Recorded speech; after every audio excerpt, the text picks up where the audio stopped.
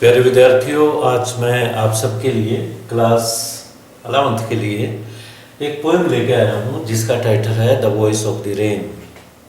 और ये poem Walt Whitman के द्वारा लिखी गई है। और वॉल्ट विटमैन एक अमेरिकन पोइट हुए हैं, उनके बारे में इंट्रोडक्शन अभी मैं आपको दूंगा। तो ये वीडियो 1 है, 2 there will be 2 videos, 2 video कुल मिला के होंगी। तो इसमें ये डिस्कशन हम करने जा रहे हैं वीडियो 1 में। और दिस इज़ वॉल्ट विटमैन, ये वॉल्ट विटमैन है और ये इनकी तस्वीर आप देख सकते हैं। और बहुत ही फेमस एस्टीम्ड पोइट हुए हैं अमेरिका के। और वॉल्ट विटमैन, इनका जन्म मई 31 को हुआ, 31, और 1819 what a number, 1819, 19 followed by 18 to March 26, 1892। ये डेथ यहाँ पे हुई मार्च 26 को और जन्म 31 मई 1819 को, राइट। तो आगे बढ़ते हैं और पोइट के बारे में कुछ और मैं आपको जानकारी देना चाहूँगा। Walt Whitman is one of the great poets of America. America के महान कवियों में से एक कवि वॉल्ट विटमैन भी हुए हैं। जैसे रॉबर्ट फ्रॉस्ट है और एमरसन है, बहुत पोइट हैं वहाँ के भी जो काफ़ी फेमस हैं। इंग्लिश लैंग्वेज के पोइट की बात मैं कर रहा हूँ। और he was born in West Hills. West Hills में जन्म हुआ। ये टाउन ऑफ हंटिंगटन में है, एक टाउन है, कस्बा है। We find democratic spirit in his poetry. उसकी पोइट्री में, वॉल्ट विटमैन की पोइट्री में एक थ्रेड चलता है, लोकतांत्रिक थ्रेड। वो लोकतंत्र से प्यार करते हैं। America is also very great democratic country like ours. हमारा विश्व में सबसे बड़ा लार्जेस्ट कंट्री है डेमोक्रेसी का, लोकतंत्र का। तो वहाँ पे ये जो कवि हैं वॉल्ट विटमैन, इनकी पोइट्री में थ्रेड चलते हैं। जैसे वो इनकी एक पोएम के बारे में बताऊँगा मैं, द लीव्स ऑफ ग्रास। तो जो घास होता है उसमें जो उसकी पत्ते होते हैं, या आपने घास एक देखा होगा जो लॉन्स में होता है। लॉन्स में तो आर्टिफिशियल टाइप, न्यू टाइप होता है, पर एक जो नेचुरल दूबड़ा बोलते हैं देहात में, तो वो फैलता जाता है, उसकी नालें होती हैं। तो उस थ्रेड इतना फैलता है, तो वो सिंबल है एक किस्म से डेमोक्रेसी का। डेमोक्रेसी भी ऐसी होती है, फैलती है और फैलनी चाहिए। और लोकतांत्रिक स्पिरिट इसमें है। लोकतांत्रिक स्पिरिट क्या होती है? इक्वालिटी, फ्रैटर्निटी, ब्रदरहुड जिसे बोलते हैं हम, वो भावना उसमें झलकती है। तो आम जिंदगी में भी ये एक किस्म से उस चीज़ का प्रचार है कि हम सब में लोकतांत्रिक भावना होनी चाहिए। सभी इंडिविजुअल जो किसी भी कंट्री में, वर्ल्ड में रह रहे हैं, तो उनका सम्मान होना चाहिए। और हमारे देश में जो भी नागरिक हैं हमारे देश के, तो एक हैं, हमारे संविधान की नज़रों में एक हैं, एक इक्वल राइट्स हैं। चाहे महिला हो, चाहे बच्चा हो, चाहे बूढ़ा हो, चाहे वो पुरुष हो। बढ़ते हैं आगे। So he enjoys the freedom in writing poetry. तो कवि लिखने में भी, लिखते हुए जब कविता लिखता है कोई, तो उसके मीटर होते हैं। उसमें एक ऐसा नहीं है कि लिख दो, अब लिखने लगे तो मुक्त छंद, जैसे कवि निराला जी हैं, वो मुक्त छंद में लिखते हैं, ब्लैंक वर्स। ब्लैंक वर्स जो नाम आया है, ये इंग्लिश लिटरेचर में शेक्सपियर से पहले क्रिस्टोफर मार्लो हुए हैं। उन्होंने अच्छे बेहतरीन ड्रामा लिखे हैं। और डॉक्टर फॉस्टस एक बहुत अच्छा ड्रामा है। और जियो माल्टा और यूनिवर्सिटी विट्स कहा जाता था उनको। और भी थे, 5 थे ये यूनिवर्सिटी विट्स, और 5 या 7, ओके। तो उनमें से एक मार्लो थे, क्रिस्टोफर मार्लो। तो शेक्सपियर ने, अगर क्रिस्टोफर मार्लो नहीं होते तो शेक्सपियर को वो ब्लैंक वर्स का आइडिया शायद ना मिलता, और शेक्सपियर ने उस ब्लैंक वर्स को और उन्नत किया, विकसित किया। तो ब्लैंक वर्स एक ऐसा माध्यम है कविता लिखने जिसमें बंदिश नहीं होती, कवि को जो विचार आते हैं लिखता जाता है, चाहे भले ही वो प्रोज लगे आपको। जैसे कवि निराला लिखते हैं, मुक्त छंद में लिखते हैं, आज़ाद हैं, किसी मीटर में, किसी उसमें अपने आप को कैद नहीं करना चाहते, तो मुक्त विचार उसमें आ सकते हैं। तो इन्होंने भी एक फ्री वर्स डेवलप की, इसमें कोई बंदिश नहीं है कि ये वज़न जो होता है, पहली लाइन का वज़न दूसरी लाइन के मात्राओं के अनुसार होना चाहिए, वो नहीं है। So he enjoys the freedom in writing poetry. Also, he writes in free verse. He is known for his collection of poems, Leaves of Grass.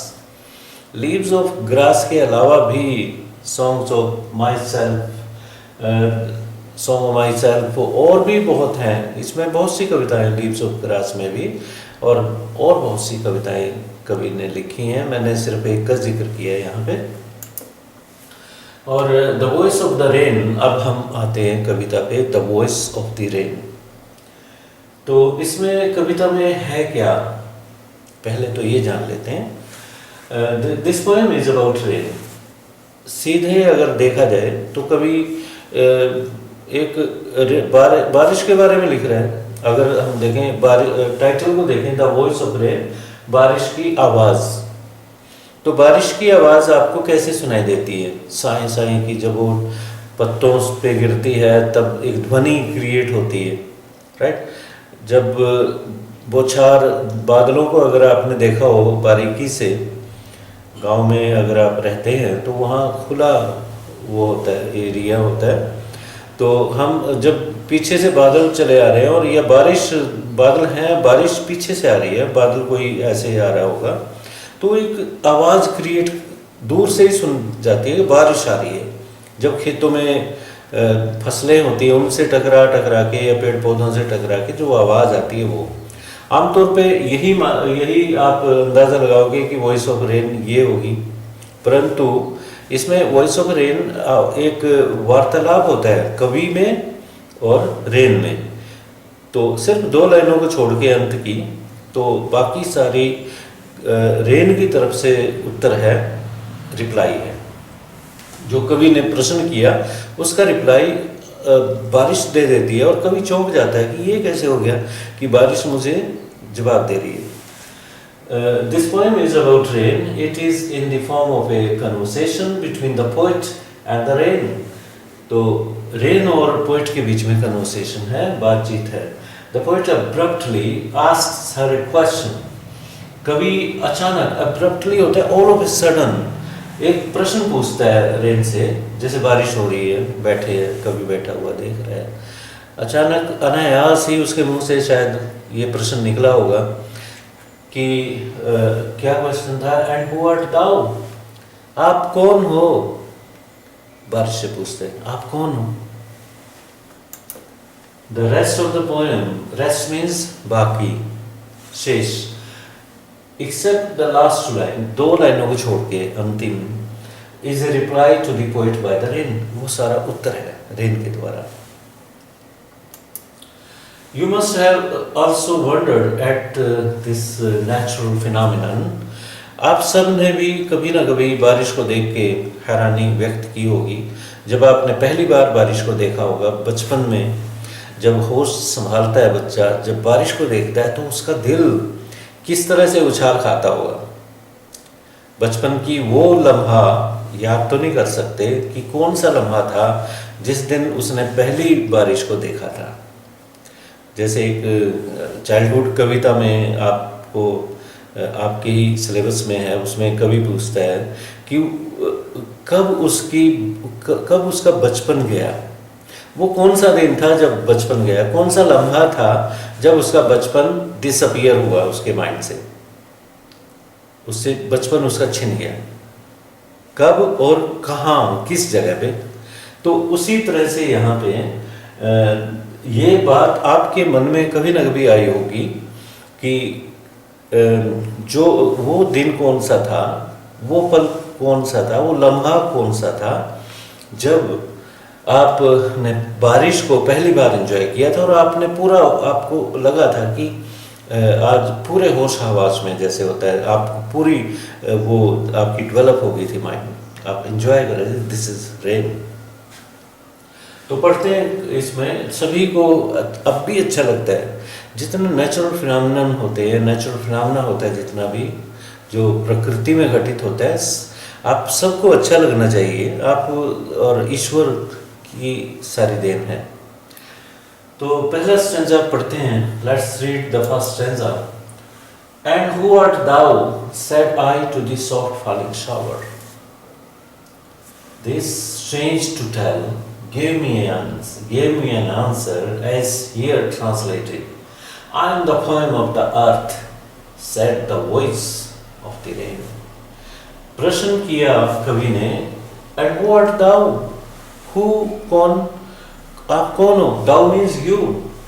Said I poet to the soft falling shower. जो shower पोर इन हो रही थी, गिर रही थी ऊपर से, बौछार गिर रही थी, तो कवि पूछता है हु आर्ट दाउ, आप कौन हो? कवि कहता है फिर आगे कि ये अजीब लगेगा आपको, this is strange to tell, बताने में बड़ा अजीब है, गिव मी एन आंसर, और बारिश ने मुझे एक जवाब दिया, और उसकी ट्रांसलेशन ये है, I am the poem of earth, said the voice of the rain. बारिश की आवाज ने कहा कि मैं धरती की पोएम हूँ। अब पोएम ऑफ द अर्थ, यहाँ पे थोड़ा डीप मीनिंग है, I am the poem of the earth. Poem सुकून देने वाली होती है, उसमें म्यूजिक होता है, उसमें रिदम होती है, प्रोज नहीं है। I am the prose of the earth नहीं कहा, I am the poem of the earth. जैसे सॉन्ग होता है, सॉन्ग में म्यूजिक दिल को सुकून देता है, पीस देता है। तो आई am the poem of the earth, said the voice of the rain, बारिश की आवाज ने कहा। तो आगे देखते हैं वर्ड मीनिंग, और I stands for the poet, art thou का मतलब होता है are you, old English, Shakespeare ने खूब यूज किया दाउ का, दाइन का, thy. Soft falling shower, a light shower, soft हल्की हल्की, मंद मंद, पता भी ना लगे कि एकदम आपकी चीक्स गीली हो गई, इस तरह की बारिश होती है, बहुत फुहार सी होती है, हल्की हल्की ब्रीज जो चल रही होती है, फुहार, उसमें वो ठंडक होती है, और उसी के साथ वो बूंदे। The poem begins in a conversation. This is line to line paraphrase explanation. The poem begins in a conversational way, and the poet asks a direct question to the soft falling shower of rain as to who it was. Direct question में है एकदम, कभी सीधा question पूछता है, who art दाउ, आप कौन हो? तो कन्वर्सेशनल वे में शुरू होती है, अब्रप्टली शुरू होती है, जैसे मेटाफिजिकल पोएट जॉन डन हुए, बहुत सी पोएमें उनकी एकदम अब्रप्टली शुरू होती, जैसे द सनराइजिंग है या और पोएमें हैं, एकदम शुरू होती हैं। कन्वर्सेशनल टोन बोलते हैं इसे, जब आप वार्तालाप करते हैं इस तरह से ओपन होती है। तो डायरेक्ट क्वेश्चन है, सॉफ्ट फॉलिंग शावर से करता है कभी कि who it was and who art दाउ।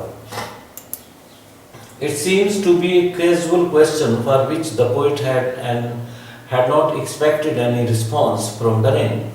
ये कैजुअल प्रश्न लगता है देखने में, तो कैजुअल एक सामान्य रैंडम क्वेश्चन जैसे होता है, for which the poet had not expected any response.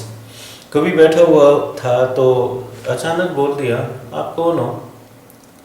उस कवि को ये पता नहीं था कि उसका उत्तर आएगा, एक कैजुअल रैंडम, ये सोचते हुए कि वैसे मुंह से निकल गया और कोई उम्मीद नहीं है आंसर मिलेगा। तो ऐसे जैसे आप एक किसी भी चीज़ को, पेड़ को कह दो आप कौन हो, वैसे आपको कौन सा उत्तर मिलना है, आप यही सोच के करोगे उत्तर तो मिलना नहीं, वैसे पूछ लेते हैं। बात, कई लोग पेड़ों से बात करते, कई लोग मतलब मूर्ति, ईश्वर की मूर्ति से बात करते हैं, अपने मनोभाव जो होते हैं, मन की बातें वो सामने करते हैं। कन्वर्सेशन अपनी जो वो गुबार है वो निकालते हैं। तभी हुई बातें जो किसी के सामने एक्सप्रेस नहीं करते। कहीं ऐसे में मैंने लोग देखे हैं अकेले में बैठ के भगवान की कोई मूर्ति है उसके सामने बोल रहे होते हैं, ईश्वर से वार्तालाप हो रहा होता है, उन्हें कोई रिप्लाई डायरेक्ट वैसा नहीं मिल रहा, पर मन में हो सकता है कोई उनको लगता हो रिप्लाई आ रहा है। तो इस तरह से रैंडम क्वेश्चन था वो। आई am the poem of earth said the voice of the rain. और बारिश ने की आवाज़ ने ये कहा कि मैं धरती की कविता हूँ।